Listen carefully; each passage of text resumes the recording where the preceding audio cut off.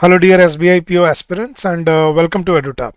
So, guys, if you're targeting SBI PO prelims exam, this session is going to be very helpful for you. So, today in this lecture, we'll be starting a new chapter here, wherein we'll be learning about prepositions. Now, prepositions is an integral part of your English language, and they are very frequently used in almost every sentence. Henceforth, making them a very crucial component for your exam as well. तो English में बहुत जगह आपको preposition और complex preposition पे question देखने को मिलते हैं. तो गाइज वो टॉपिक आज स्टार्ट करते हैं जो एक बहुत ही क्रूशियल टॉपिक है आपके एग्जाम पर्सपेक्टिव से. तो बहुत स्मूथली और बहुत ही क्लियर कट मैनर में इसको हम कवर करेंगे और देखेंगे कि इसमें क्या कंपोनेंट्स है जो हमें ज़रूर जिनका हमें ध्यान रखना चाहिए.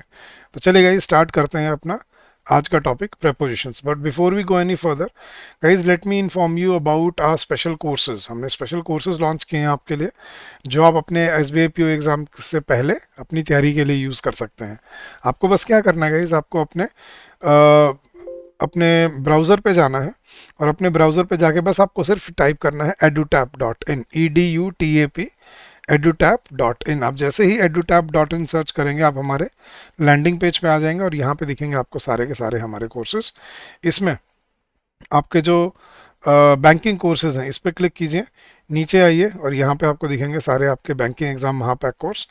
आप यहाँ से ब्रोशर डाउनलोड कर सकते हैं और देख सकते हैं यहाँ पे क्या क्या डिलीवरेबल्स हैं जो आपको यहाँ पे हम ऑफर करते हैं. तो guys come join us, streamline your preparation and make your journey constructive and fruitful for yourself. आपको हर कंपोनेंट मिलेगा इस कोर्स में. सारे कॉन्सेप्ट लेक्चर्स मिलेंगे, क्वांट्स के, रीजनिंग के, इंग्लिश के, करंट अफेयर्स मिलेगा, आपको डिस्क्रिप्टिव इंग्लिश मिलेगा. फेज़ 1 फेज़ 2 दोनों की प्रिपरेशन के लिए आपको sectional test, full length test, mock test, interview preparation, guidance, mentorship, हर कंपोनेंट मिलता है. और सबसे अच्छी चीज़ है इस कोर्स की वैलिडिटी पूरे 1 साल है.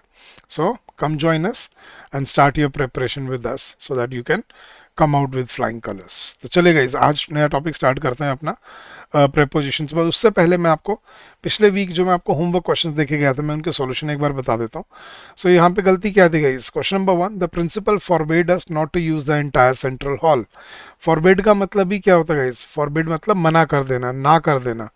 तो जब फॉरबिड जब पहले ही नेगेटिव वर्ड है, क्या उसके बाद हम दूसरा नेगेटिव वर्ड यूज कर सकते हैं सेंटेंस में? नो. हमने क्या सीखा था एडवर्ब्स में, 2 negative words are never used in the same sentence. So not यहाँ पे गलत है. क्या होना चाहिए था, the principal forbade us to use the entire central hall. Not नहीं लगेगा इसमें. Second, she does not hardly know what happened yesterday. तो गाइस नॉट भी आ गया और हार्डली भी नेगेटिव होता है, नॉट भी नेगेटिव होता है. 2 नेगेटिव आ सकते हैं एक साथ. Again no. सो यहाँ पर हार्डली गलत होगा. She does not know what happened yesterday. Third, believe me I couldn't hardly believe at what any one of them had said. तो कुडंट भी, कुड नॉट भी और हार्डली भी फिर वही कॉन्सेप्ट है. 2 नेगेटिव वर्ड्स एक सेंटेंस में यूज नहीं हो सकते. सो हार्डली द सेकंड जो नेगेटिव वर्ड था ना उसको हमेशा गलत ठहराते हैं. So believe me I couldn't believe what any one of them had said. So यहाँ पे हार्डली नहीं होगा. And fourth question, the real important thing of our life is our livelihood which discriminates us from animals. मैंने आपको difference समझाया था guys real और really के बीच में. रियल होता है असली और रियली होता है बहुत ज़्यादा, मतलब extremely. So the real important thing या the really important thing of our life, the really important thing of our life is our livelihood which discriminates us from animals. तो रियल नहीं, यहाँ पे क्या होगा, द रियली इंपॉर्टेंट थिंग. ऐसे गलतियां बनती हैं एग्जाम्स में, तो इसलिए ऐसे चैप्टर से कॉन्सेप्ट बहुत ध्यान से सीखना और इनको रिगरसली प्रैक्टिस करके जाना इस एग्जाम के लिए. ठीक है, चलिए आज अपना नया टॉपिक स्टार्ट करते हैं, प्रेपोजिशंस. हाँ जी गाइस, क्या होते हैं प्रेपोजिशंस. वैसे मैंने आपको डे 1 पे समझाया था व्हाट आर प्रेपोजिशंस. आपको इसको कैसे याद रखना था. प्री पोजिशन, तो वो वर्ड जो किसी बेसिकली समझना, वो वर्ड जो किसी नाउन से पहले आते हैं. ठीक है, और नाउन से प्री का मतलब क्या है, उससे पहले आना, और उससे पहले आकर सब्जेक्ट के साथ उस नाउन का रिलेशनशिप या बेसिकली पोजीशन समझाते हैं. देखो हमने क्या देखा था गाइस, सब्जेक्ट के बाद क्या आती है हमारी वर्ब आती थी, सब्जेक्ट, उसके बाद वर्ब। अब वर्ब के बाद याद रखना गाइस, अगर आपको प्रेपोजिशन मिलता है तो प्रेपोजिशन क्या समझा रहा है, सब्जेक्ट की position with respect to the object, मतलब with respect to the last noun जिसको हम ऑब्जेक्ट बोल देते हैं। तो सब्जेक्ट की ऑब्जेक्ट के कॉन्टेक्स्ट में पोजीशन जो वर्ड्स बताते हैं ना, उनको हम क्या बोलते हैं, प्रेपोजिशंस। ठीक है, वो वर्ड जो सब्जेक्ट की position with respect to object बताएंगे उनको हम क्या बोलते हैं, पोजीशंस बताने वाले वर्ड्स या प्रेपोजिशंस। जैसे फॉर एग्जांपल मैंने बोला आई एम एट होम या रोहित इज एट होम, यहाँ पे दो नाउन है, रोहित भी और होम भी, लेकिन सब्जेक्ट कौन है, रोहित, और ऑब्जेक्ट कौन है, होम। लेकिन सब्जेक्ट की with respect to home, with respect to object position किसने बताई, रोहित इज एट होम, किस वर्ड ने बताया कि वो घर पर है, at. She is in the kitchen, किसने बताया वो किचन के अंदर है, in. The bag is lying under the table, किसने बताया टेबल के नीचे, under. The clouds is flying above the clouds या ओवर द क्लाउड्स, तो अबव, ओवर, ये क्या होते हैं गाइस हमारे preposition. So in, on, at, for, from, by, with, to, aside, beside, under, across, through, beneath, underneath, पता नहीं कितने हैं, मतलब कोई लिमिट नहीं है, कोई काउंटिंग नहीं है, लेकिन आपको समझ एक बार आ गए फिर आप इनको कंट्रोल कर पाओगे। तो what are basically prepositions, words that basically convey the position of the subject with respect to object, कि सब्जेक्ट की position with respect to object बताते हैं जो वर्ड। जैसे अब ये पोजीशन का मतलब सिर्फ फिजिकल पोजीशन नहीं होता गाइस, हमेशा इट्स नॉट नेसेसरी कि फिजिकल पोजीशन ही होगी। जैसे मैंने बोला I am going to Delhi, किस वर्ड ने बताया मैं दिल्ली को जा रहा हूँ, टू ने। ठीक है, अगर मैं बोलता हूँ I am doing this for you, अब फॉर कोई फिजिकल पोजीशन नहीं बता रही अब, लेकिन क्या समझा रही है, मैं किसके लिए कर रहा हूँ, तुम्हारे लिए। So I am positioning this at you. So जब कोई एब्स्ट्रैक्ट या कोई फिजिकल, दोनों ही बताते हैं जो वर्ड्स, उनको हम क्या बोलते हैं, प्रेपोजिशंस। समझ आ रहा है इस बेसिक अंडरस्टैंडिंग समझ आ गई क्या होते हैं प्रेपोजिशन, जो सब्जेक्ट की position with respect to object decode करते हैं या समझाते हैं, उनको हम बोलते हैं प्रेपोजिशंस। अब देखने गाइस, प्रेपोजिशंस बेसिकली ये दो तरह के होते हैं, simple and complex, simple prepositions and complex prepositions, या कंपाउंड प्रेपोजिशन भी बोल देते हैं, या इनको फिक्स्ड प्रेपोजिशन, अलग अलग नाम रख देते हैं गाइस। मैं सिंपल और कॉम्प्लेक्स प्रेफर करता हूँ क्योंकि इसके नाम से ही क्लियर हो जाता है। सिंपल प्रेपोजिशन क्या होते हैं गाइस, फर्क समझना। सिंपल प्रेपोजिशन होती है जो सिंगल सिलेबल वाली होती है, जैसे जो नीचे लिखी हुई है आपकी, ये to, at, in, under, above, over, ये होते हैं सिंपल प्रेपोजिशंस। और ये हम आज पढ़ेंगे, और फिर आएंगी आपकी कॉम्प्लेक्स प्रेपोजिशंस। कॉम्प्लेक्स क्या होती हैं गाइस, जो मल्टीपल सिलेबल से जुड़ के बनती हैं, जो एक से ज़्यादा वर्ड्स के साथ जुड़ के बनती हैं, इनको कॉम्प्लेक्स भी बोल देते हैं, या इनको फिक्स्ड भी बोलते हैं गाइस। अब फिक्स्ड क्यों बोलते हैं समझना, फिक्स्ड प्रेपोजिशन का क्या मतलब है, फिक्स्ड मतलब जो एक एक के साथ फिक्स हो गई है, अब इसको चेंज नहीं कर सकते। जैसे मैं एग्जांपल देता हूँ, जैसे अकॉर्डिंग, अकॉर्डिंग के साथ आप क्या लगाते हो हमेशा, अकॉर्डिंग टू, राइट। अकॉर्डिंग के साथ और कोई प्रेपोजिशन यूज किया आपने, according by, according with, according on, according at, according in, according under, नहीं। तो ये हो गई फिक्स्ड, इसलिए क्या बोलते हैं इसको, फिक्स्ड प्रेपोजिशन या कॉम्प्लेक्स। कॉम्प्लेक्स मतलब एक से ज़्यादा सिलेबल से जुड़ के बनती है। जैसे इंस्टेड के साथ क्या लगाते हो आप, इंस्टेड ऑफ, तो यहाँ पे ऑफ फिक्स्ड हो गया है, राइट। विद रिस्पेक्ट के साथ क्या लगाते हो, विद रिस्पेक्ट टू, राइट। तो ये होते हैं फिक्स्ड प्रेपोजिशन, ये भी एग्जाम में आती हैं, लेकिन कॉम्प्लेक्स सीखने से पहले या फिक्स्ड प्रेपोजिशन सीखने से पहले आपको क्या आनी चाहिए, सिंपल आना बहुत ज़रूरी है। तो आज हम सिंपल को सीखेंगे कि सिंपल प्रेपोजिशन कहाँ कहाँ यूज़ होते हैं गाइस। देखना स्टार्ट करता हूँ।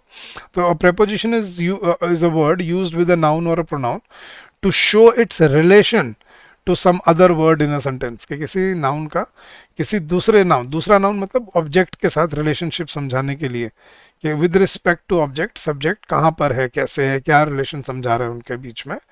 ठीक है, बिटवीन, अमंग, ये सारे, अक्रॉस, थ्रू, ये सब प्रेपोजिशंस हैं आपके।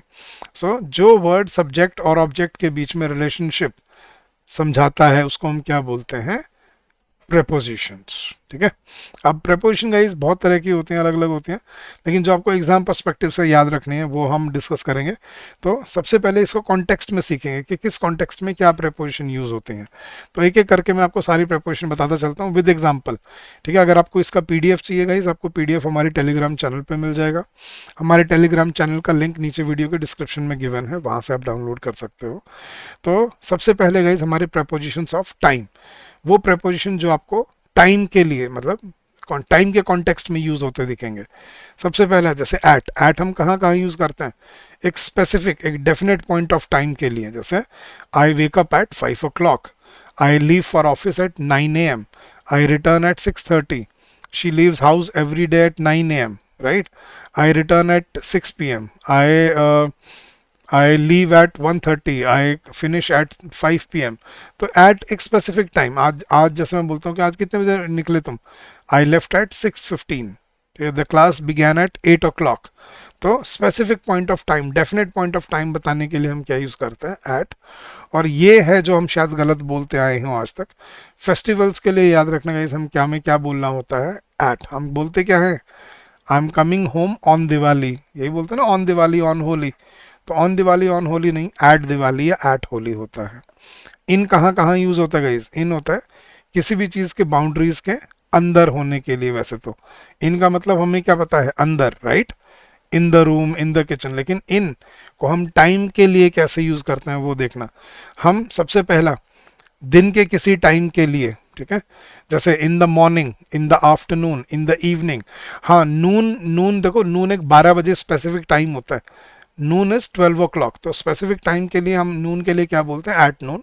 और मिडनाइट के लिए भी हम क्या बोलते हैं, एट मिडनाइट। लेकिन इन जनरल जैसे मैंने सुबह की बात करनी है, I woke up early in the morning today, I left या I return in the afternoon, we met in the evening. तो सुबह, दोपहर, शाम, जब ये हमें ये पहर की बात करनी होती है तो हम क्या यूज करते हैं, इन। फिर महीनों के लिए जैसे इन जनवरी, इन दिसंबर, इन सितंबर, इन जुलाई, इन नवंबर। सीजन्स के लिए in summer, in winter, in autumn, in spring. Years के लिए, ठीक है, जैसे इन 1992, इन 1885, इन 2047, इन 2026, इन तो कोई भी स्पेसिफिक ईयर है, इससे भी बड़े कर लो, चाहे अब इसके बाद चाहे कोई डेकेड है, इन 1930s, 1940s। सो डेकेड्स के लिए, सेंचुरीज के लिए, in 17th century, in 21st century, right, millennia के लिए, in the first millennia, in the second millennia. तो मतलब जितने भी ड्यूरेशन है, हम जब टाइम, ड्यूरिंग द टाइम बात करते हैं तो हम क्या बोलते हैं, इन। और पास्ट और फ्यूचर के लिए भी हम क्या बोल देते हैं, in the past, in the future, right. So long duration of time के लिए क्या यूज किया जाता है, इन। जबकि स्पेसिफिक पॉइंट ऑफ टाइम के लिए क्या यूज किया जाता है, एट। जैसे तुम कितने बजे उठे, एट 6:45 AM। लेकिन दिन में क्या कर रहे थे, वट वर यू, ये जैसे मैं बोलता हूँ, I left in the morning, मैं सुबह निकल गया था। तो जब आपको टाइम डेफिनेट नहीं है तो हम क्या यूज करते हैं, इन। और जब टाइम डेफिनेट है तो क्या यूज करते हैं, at. Next guys, on. Time के लिए ऑन कब यूज होता है, कोई पर्टिकुलर डे या कोई पर्टिकुलर डेट की बात करने पे, जैसे on Monday, on Thursday, on Saturday, on Friday, on on या जैसे कोई पर्टिकुलर डेट के लिए, on 3rd of March, on 4th September, on 5th July, on 2nd November, on 15th August। तो कोई भी पर्टिकुलर डे का नाम है, संडे, मंडे, ट्यूसडे, या कोई भी डेट का नाम है, डेट है, उसके लिए हम क्या यूज करते हैं, ऑन। बाय कब यूज करते हैं गाइस, बाय हम यूज करते हैं आखिरी पॉइंट ऑफ टाइम बताने के लिए, कि लास्ट मतलब देरी से देरी। जैसे आप जैसे ऑनलाइन कुछ ऑर्डर करते हो गाइस, आप फ्लिपकार्ट, अमेजोन से या मिंत्रा से, तो जब आप कोई ऑर्डर करते हो आपको एक मैसेज आता है ना, your product will be delivered by 15th of July। तो बाय 15th of July का मतलब क्या है, कि 15 तारीख से पहले पहले, मतलब बाय हम यूज करते हैं आखिरी पॉइंट ऑफ टाइम बताने के लिए। So it refers to the latest time at which an action will be over, कि इससे पहले पहले खत्म हो जाएगा। आप घर से बाहर निकलते हो घूमने के लिए, मम्मी पूछते हैं बेटा कितने बजे तक आ जाओगे, आप बोलते हो मम्मी 10 बजे तक आ जाऊंगा, तक मतलब उससे पहले पहले आ जाऊंगा। तो I will be back home by 10 PM। ठीक है, अगर आप ये बोलते हो कि एग्जैक्ट 10 बजे आऊंगा तो I will B home at 10 PM। जैसे मैं बोलता हूँ कि गाड़ी 10 बजे निकलेगी, तो the train will leave at 10 AM। लेकिन मैं 10 से पहले पहले आ जाऊंगा तो हम क्या बोलेंगे, बाय। तो I will return by 10 PM। For और सिंस हमने टेंसेस में किया था गाइस। टेंसेस में बताया था मैंने आपको फॉर और सिंस। फॉर कब यूज करते हैं? फॉर ड्यूरेशन ऑफ टाइम, जैसे I have been living here for 2 years, I have been living here for the past 6 months, I have been living here for the last 10 years। लेकिन since कब use करते हैं? For a specific point of time के लिए, ये बताने के लिए कब शुरू हुआ है। जैसे I have been living here since 2015, I have been waiting here since 4 o'clock, या I have been working in this company since January. तो सिंस एक स्पेसिफिक पॉइंट ऑफ टाइम बताने के लिए, और फॉर ड्यूरेशन बताने के लिए यूज होता है, ठीक है। और फ्रॉम कब यूज करते हैं गाइस? जब आपने कोई स्टार्टिंग पॉइंट बताना है, कहाँ की, मतलब कब से शुरू हुआ है। जैसे the manager is available from 10 AM to 5 PM, तो कब से शुरू हो रहा है? 10 AM से स्टार्ट है और 5 PM पे ख़त्म है। जैसे the movie will start at 3 PM, लेकिन the movie will run from 3:30 till 5:30। तो स्टार्ट पॉइंट बताने के लिए, ट्रेन कितने बजे निकलेगी? द ट्रेन विल स्टार्ट, या दैट, चलो ये तो वो हो गया, मतलब स्टे पोजीशन के लिए हो गया। टाइम के लिए कब से शुरू हो रहा है? जैसे मैं बोलता हूँ नेक्स्ट सेमेस्टर कब स्टार्ट हो रहा है? Sir from April. ठीक है, तुम्हारा एग्ज़ाम, तुम्हारी एग्ज़ाम की तैयारी कब शुरू होगी? सर फ्रॉम जुलाई। तो स्टार्टिंग पॉइंट बताने के लिए हम फ्रॉम बोल देते हैं, ठीक है। Specific point of time perfect continuous tense के लिए वो होता है सिंस। लेकिन इन जनरल जब आपने बताना है कि कुछ होने, स्टार्ट होने वाला है या कब स्टार्ट होगा, उसके लिए बोलते हैं फ्रॉम। नेक्स्ट है गाइज आपका प्रेपोजिशंस ऑफ प्लेस। जगह के लिए हम कौन से प्रेपोजिशन यूज करते हैं? देखना, कोई अपनी लोकेशन बताने के लिए, एग्जैक्ट पॉइंट बताने के लिए कि आप कहाँ पर लोकेटेड हो, उसके लिए हम क्या यूज करते हैं? एट। जैसे I am at home, I am at work, I am at college, I am at school, I am at library, ठीक है। हाँ, बड़े एरियाज के लिए क्या बोला जाता है? इन। फॉर लार्जर एरिया, जैसे I live in sector 32, I am in Delhi, I M in Mumbai, I am in China, I am in America. तो बड़ी लोकेशंस के लिए इन, बड़े एरियाज के लिए सॉरी इन, और छोटी लोकेशन मतलब लोकेशंस के लिए एट। जैसे I am at the bus stop, I am at the shopping mall. तो बस स्टॉप, शॉपिंग मॉल ये छोटे हैं, लोकेशंस हैं। लेकिन आई लिव इन सेक्टर 32 या आई लिव इन दिल्ली, ये दिल्ली बड़े एरियाज हैं। तो लोकेशन के लिए, एग्जैक्ट लोकेशन के लिए एट, और बड़े एरियाज के लिए इन। अब आता है बिटवीन और अमंग। बिटवीन, अमंग और अमंग्स। तो बिटवीन याद रखना गाइस, बिटवीन यूज होता है फॉर टू एंटिटीज, जब हम दो की बात कर रहे हैं, दो एंटिटीज के बीच की बात कर रहे हैं। तो share these sweets between him and me, उसके और मेरे बीच में। It's a secret between you and me, तुम्हारे और मेरे बीच में। तो जब दो एंटिटीज की बात होती है तो हम क्या यूज करते हैं?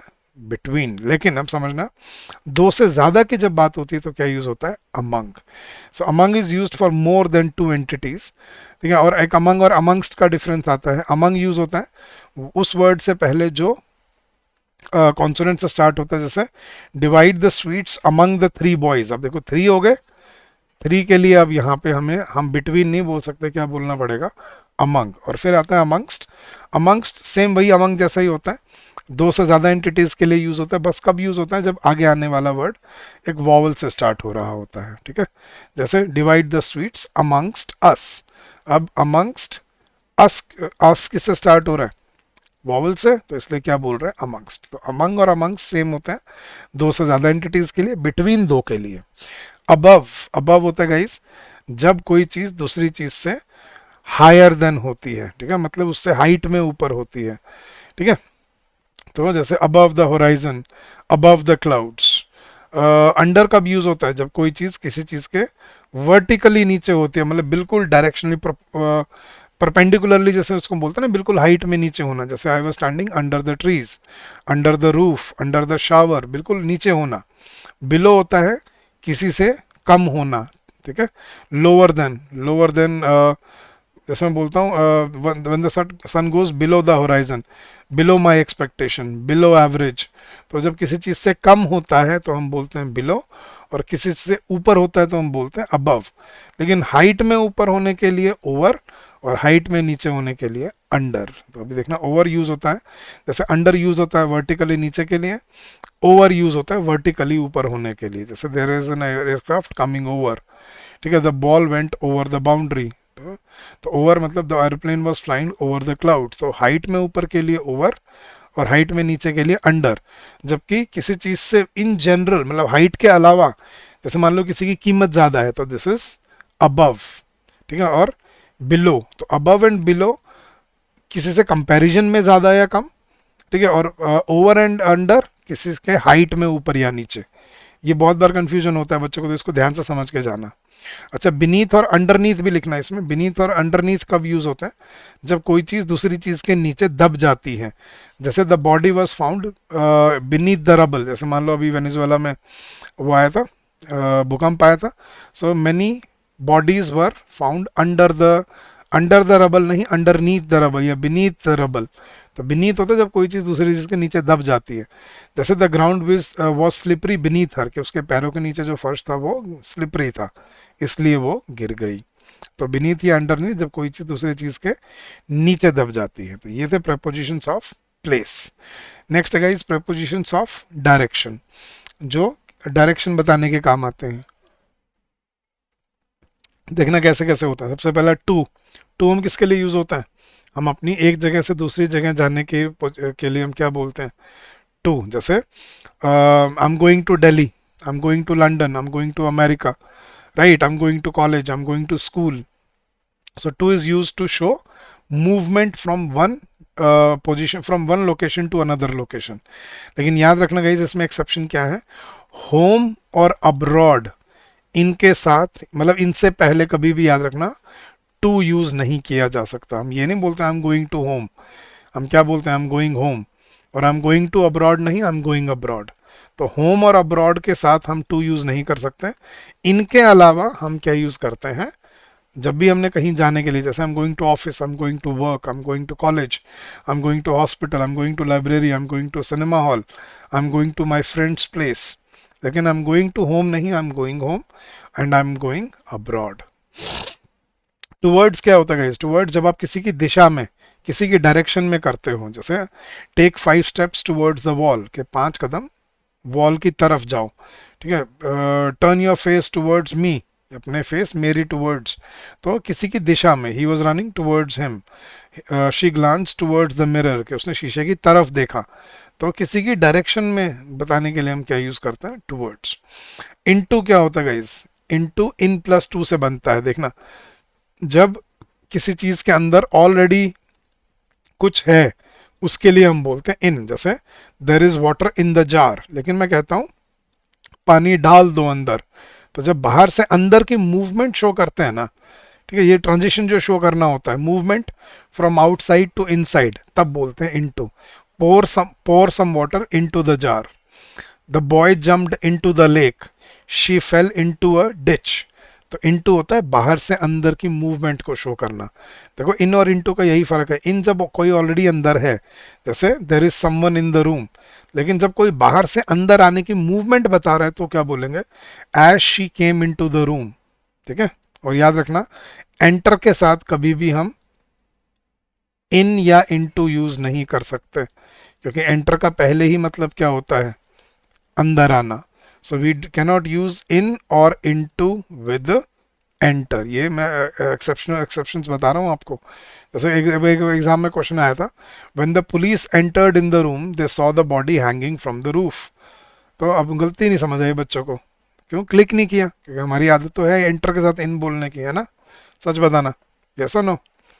यस। तो when the police entered into the room या इन द रूम, या when the police entered the room. हाँ, कम इनटू बोल सकते हो, when the police came into the room वो हो सकता है, लेकिन एंटर इनटू नहीं हो सकता। तो बाहर से अंदर आने की मूवमेंट के लिए क्या बोला जाता है? इनटू। जैसे she fell into a ditch. At हम यूज करते हैं पोजीशन के लिए जब आप किसी की तरफ एम कर रहे होते हो। जैसे he aimed at the bird, she was aiming at me, ठीक है। तो एम एट मतलब किसी की तरफ निशाना साधना, किसी की तरफ पॉइंट आउट करना, पॉइंट करना, that's called eight. They were looking at me, she was smiling at me, तो मेरी तरफ देखकर, तो मेरे निशाने पर, मतलब मेरे एम की तरफ, मुझे एम करके, मतलब किसी भी चीज़ की तरफ एम करके। नेक्स्ट है फॉर। फॉर हम डायरेक्शन के लिए कैसे यूज करते हैं? कहाँ के लिए निकल रहे हो, वेयर फॉर, कहाँ के लिए जा रहे हो। जैसे I am leaving for Delhi today, ठीक है। The minister left for the UK last month, के मिनिस्टर पिछले हफ्ते ही निकल गया था। तो कहाँ के लिए जा रहे हो, ठीक है, वो बताते हैं फॉर के साथ। जैसे I am going for a movie, movie के लिए जा रहा हूँ। I am going for gym, gym के लिए जा रहा हूँ। हाँ, जिम जा रहा हूँ, I am going to gym, but I am going for workout, मैं काम करने के लिए या वर्कआउट करने के लिए जा रहा हूँ। अगेंस्ट होता है, देखो वैसे तो अगेंस्ट का मतलब क्या होता है, मतलब किसी के खिलाफ होना, राइट। लेकिन अगेंस्ट को जब हम फिजिकली यूज करते हैं तो किसी के सहारे के लिए भी बोलते हैं, किसी चीज के पैरेलल चलने के लिए भी बोलते हैं। जैसे हम बोलते हैं do not lean against the wall, कई बार जैसे होता है ना कि पेंट गीला है, दीवार के सहारे मत लगो, तो do not lean against the wall, या do not he leaned against a tree, तो अगेंस्ट मतलब उसके सहारे लगना। She cleaned the edge of her knife against the plate, उसके किनारे सहारे लग के, तो किसी के सहारे लगने के लिए भी हम अगेंस्ट बोल देते हैं फिजिकल टर्म्स में। बट वैसे अगेंस्ट का मतलब क्या होता है, किसी के खिलाफ में कुछ बोलना। अच्छा, ऑफ होता है गाइस बिल्कुल ऑन का ऑपोजिट, ठीक है। जैसे ऑन होता है कोई चीज को ऊपर पहनना या ऊपर डालना, ऑफ होता है ऊपर से हटाना या निकालना। जैसे take off your gloves, take off your mask, take off your jacket. तो टेक ऑफ मतलब put on the jacket, take off your jacket. Get on the bike, get off the bike. तो ऑफ मतलब separation बताने के लिए, अलग होने के लिए। तो he was wiping sweat off his face, चेहरे पे पसीना था और चेहरे से पसीना हटा रहा था। Kim fell off his chair in a swoon। तो जब कोई चीज अलग हो जाती है दूसरे से, उसके लिए हम क्या बोलते हैं, ऑफ। फ्रॉम हम यूज करते हैं गाइस, जैसे हम स्टार्टिंग पॉइंट बताने के लिए हम टाइम के लिए यूज कर रहे थे फ्रॉम, ऐसे ही पॉइंट ऑफ डिपार्चर बताने के लिए भी फ्रॉम यूज होता है। जैसे this this train travels from Chandigarh to Delhi. तो फ्रॉम चंडीगढ़ मतलब कहाँ से स्टार्ट हो रही है, चंडीगढ़ से। तो डिपार्टिंग पॉइंट, ठीक है। आई एम कमिंग फ्रॉम होम, कहाँ से आ रहे हो, मैं घर से आ रहा हूँ, I am coming from home. तो फ्रॉम होता है पॉइंट ऑफ डिपार्चर बताने के लिए। The man parted from his friends, we scrambled from our trucks. कहाँ से स्टार्ट हुआ है या कहाँ से अलग हुई है कोई चीज, ठीक है, उसको लिए हम बोलते हैं फ्रॉम।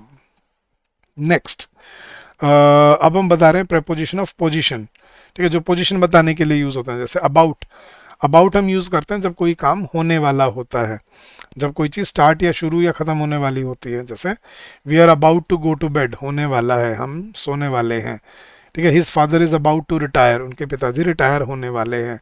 तो अबाउट मतलब जब कोई काम होने वाला होता है। अलोंग मतलब साथ साथ, पैरेलल चलना। जैसे they were walking along the corridor, मतलब कॉरिडोर के पैरेलल चल रहे थे। The current passes along the wire, मतलब वो वायर के साथ साथ चलता है करंट। तो अलोंग मतलब उसके parallel. She was walking along with me मतलब मेरे साथ साथ, पैरेलल चलना। आफ्टर क्या होता है गाइस, आफ्टर, आफ्टर और बिफोर तो पता होगा। आफ्टर मतलब बाद में, और बिफोर मतलब पहले ही, तो बेसिक है। तो refers to a sequence, she came after me या सून आफ्टर मतलब उसके बाद। अक्रॉस मतलब क्या होता है गाइस, अक्रॉस मतलब जब किसी चीज की बाउंड्रीज होती है ना, तो बाउंड्रीज में एक बाउंड्री से दूसरी बाउंड्री तक जाने के लिए क्या बोलते हैं, अक्रॉस। जैसे the boys ran across the field या अक्रॉस द पार्क। अक्रॉस मतलब एक कोने से दूसरे कोने तक, ठीक है। Across the country, across the city, ठीक है। तो अक्रॉस मतलब एक कोने से दूसरे कोने तक। जैसे उसने एग्जांपल दिया, he blew a cloud of smoke across the table, मतलब टेबल के इस पार बैठ के वो उस पार धुआं फेंक रहा था। या she rain across the field, मतलब वो फील्ड के एक कोने से दूसरे कोने तक दौड़ के गई। So that is called across. Across मतलब एक कोने से दूसरे कोने तक क्रॉस कर जाना। बिफोर होता है पहले, मतलब किसी चीज से पहले खड़े होना। तो जैसे ही वो standing before me, I came before you, तो बिफोर मतलब पहले। बिहाइंड होता है किसी के पीठ पीछे, किसी के कमर पीछे, पीठ पीछे मतलब किसी के अनजाने में, या जैसे किसी चीज के पीछे छुप जाते हैं। जैसे ही hide behind the door, behind the wall मतलब किसी के पीठ पीछे या किसी चीज के पीछे। जैसे she sat down behind the hedge, the sun went behind a cloud, ठीक है। तो बिहाइंड मतलब पीछे। बियॉन्ड, बियॉन्ड क्या होता है गाइस, परे, किसी चीज की लिमिट से परे, मतलब किसी चीज की जहां पे लिमिट है उससे भी आगे चले जाना। जैसे beyond my expectation, beyond my, beyond limit, beyond power, beyond control, beyond the horizon मतलब क्षितिज से भी परे। तो परे हो जाने, किसी चीज से भी पार निकल जाना, मतलब लिमिट को ही क्रॉस कर जाना, उसके लिए बोलते हैं beyond. Beyond power, beyond control मतलब उसके कंट्रोल में नहीं है, उससे भी आगे चला गया है। तो बियॉन्ड मतलब आगे। और बिसाइड एंड बिसाइड्स, बिसाइड और बिसाइड्स में गाइस ये बहुत गलती बनती है एग्जाम में, ध्यान से देखना। बिसाइड इज अ प्रेपोजिशन, याद रखना। अब मैंने दोनों यहाँ पे मैं समझा रहा हूँ क्योंकि इसमें एग्जाम में गलती बनती है। छोटा गलती क्यों बनती है, क्योंकि देखना दोनों में सिर्फ छोटे से एस का फर्क है। देखना बिसाइड, बिसाइड और बिसाइड्स, राइट, सुनने में बिल्कुल सेम से लगता है लेकिन दोनों में दिन रात का फर्क होता है। बिसाइड होता है एक प्रेपोजिशन, बिसाइड का मतलब क्या होता है, बगल में, साइड में होना, हो साइड में होना। जैसे मैं बोलता हूँ my car is parked beside yours, कि मेरी गाड़ी तुम्हारी गाड़ी के बगल में, बगल में होने के लिए बोलते हैं beside. She was sitting beside me, मेरे बगल में बैठी थी, तो बगल में, I I was sitting beside her, या my friend always sat beside me. तो बिसाइड मतलब साइड में होना, बगल में होना। जबकि बिसाइड्स का मतलब क्या होता है, इन एडिशन टू, मतलब किसी चीज के साथ साथ एडिशन कुछ और करना। जैसे मैं बोलता हूँ besides being a teacher he is a skilled craftsman, कि टीचर होने के साथ साथ वो एक बड़ा बड़ा ही स्किल्ड क्राफ्ट्समैन भी है। तो besides is a conjunction use होता है, बिसाइड्स मतलब उसके साथ साथ। जैसे मैं बोलता हूँ we got many presents for the child besides chocolates, के चॉकलेट्स के साथ साथ हमने बच्चे के लिए बहुत सारे प्रेजेंट्स भी लेके आए हम। तो we bought many presents for the child besides chocolates. तो बिसाइड्स का मतलब क्या हुआ, चॉकलेट के साइड में नहीं, चॉकलेट के साथ साथ। तो चॉकलेट के अलावा, अलावा इन द सेंस, अब अलावा को हम एक्सेप्ट की तरह समझ जाते हैं, लेकिन बिसाइड्स का मतलब एक्सेप्ट नहीं होता, बिसाइड्स का मतलब होता है इन एडिशन टू, उसके साथ साथ। जैसे मैं बोलता हूँ besides my family members my cousins are also going on the trip, कि मेरे फैमिली मेम्बर्स के साथ साथ मेरे कजन्स भी ट्रिप पे जा रहे हैं।